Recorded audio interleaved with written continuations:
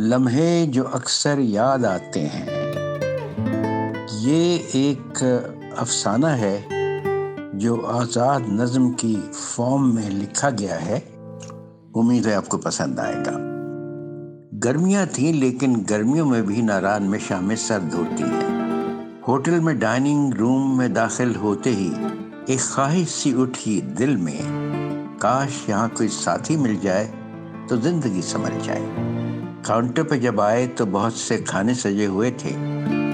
میں نے مسکراتے ہوئے ایک پری وش لڑکی سے جو ابھی ابھی داخل ہوئی تھی کہا ہائے۔ اس نے بھی مسکراتے ہوئے کہا ہائے۔ اس نے کہا میرا نام اوشا ہے اور وہ فلاں اسکول میں پڑھتی رہی ہے۔ جی میں نے ہچکچاتے ہوئے کہا میں تو اس اسکول کے بارے میں اتنا جانتا ہوں کہ یہ کو ایجوکیشنل اسکول ہے۔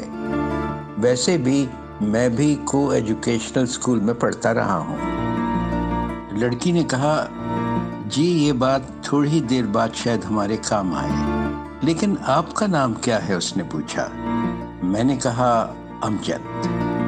وہ بولی ہماری میز پر 5ویں آدمی کے لیے جگہ ہے، آپ وہیں آ جائیں۔ پھر وہ بولی میری سہیلیاں کہتی ہیں کہ میں دور اندیش ہوں۔ پھر وہ ایسی ہنسی جس میں شرارت چھپی ہوئی تھی۔ میز تھوڑی ہی دور تھی۔ اس نے خالی سیٹ کی طرف اشارہ کیا، آپ یہاں بیٹھ سکتے ہیں۔ پھر اس نے ایک شخص کی طرف اشارہ کرتے ہوئے جس کے آدھے بال سفید اور آدھے سیاہ تھے، ڈیڈ یہ ہے امجد، میرے ساتھ اسکول میں پڑھتے رہے ہیں۔ حالانکہ یہ میری اس سے پہلی ملاقات تھی۔ لڑکی کی ماں نے کہا ہم کمرہ نمبر 20A میں ٹھہرے ہوئے ہیں، آپ چاہیں تو آپ ہم سے ملنے وہاں بھی آ سکتے ہیں۔ میں نے جواباً کہا شکریہ۔ اگلے روز میں گیا 20A میں۔ اوشا نے دروازہ کھولا، ماں اور باپ دونوں نہیں موجود تھے۔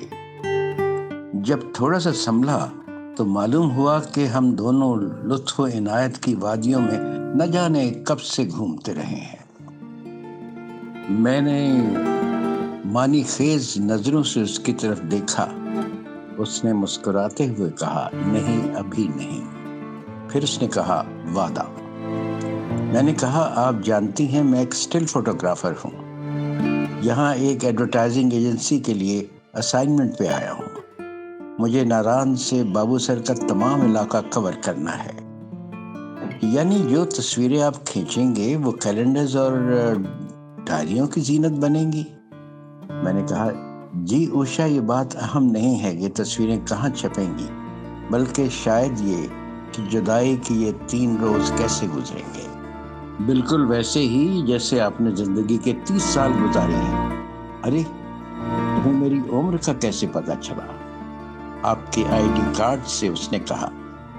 باہر کچھ آہٹ ہوئی۔ میں کمرے سے نکل کر آیا۔ جیپ کا ڈرائیور انتظار میں تھا۔ میں نے ہاتھ سے ٹھہرنے کا اشارہ کیا۔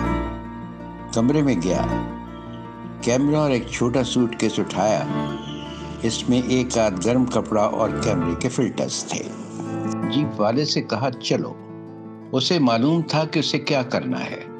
وہ خود ہی جہاں کوئی دیودار کے درخت نظر آتے یا سرسبز وادی میں بہتا ہوا پانی، وہ گاڑی روک لیتا۔ دریا کا نیلا پانی کچھ اس طرح سے تھا کہ اس سے زیادہ اس کرۂ ارض پہ نیلے پانی کی مثال کہیں اور نہیں ملے گی۔ سڑک سے نیچے جو وادی نظر آ رہی تھی وہ یوں لگا کہ وہ خود کوئی خوبصورت خواب دیکھ رہی ہے۔ میں بھی تھا عالم وجد میں۔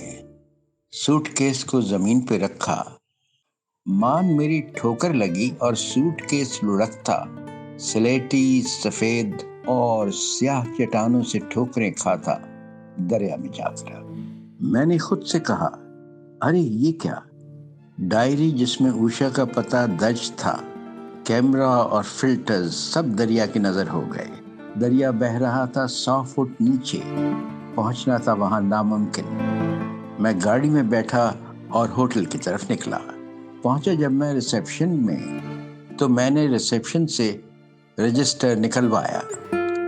وہاں اس وقت ہوٹل کا مالک موجود تھا۔ کہا اس نے ہم کسی کو اپنے گیسٹ کا پتہ نہیں دیتے۔ پھر خود ہی اس نے صفحے پلٹتے ہوئے کہا، ارے یہ کیا؟ جس گیسٹ کا پتہ آپ پوچھ رہے ہیں وہ تو کام چور کلرک نے نہیں لکھا۔ میں کاغان سے واپس کراچی آیا اور مشکل سے اپنی آخری امید اس کے اسکول میں پہنچا۔ اسکول بند تھا۔ چوکیدار نے کہا، صاحب یہ اسکول تو 1 ماہ پہلے بند ہو چکا ہے، مالکوں نے اسے بیچ دیا ہے۔ میں نے کہا، میں اوشا نامی لڑکی کو تلاش کر رہا ہوں۔ چوکیدار نے معنی خیز نگاہوں سے دیکھتے ہوئے کہا، لڑکی کا ایڈریس تو مجھے معلوم نہیں، لیکن وہ شاید ولایت چلی جائے۔ ویسے بھی ولایت چھاپ لوگ ہیں، یہ وہیں اچھے لگتے ہیں۔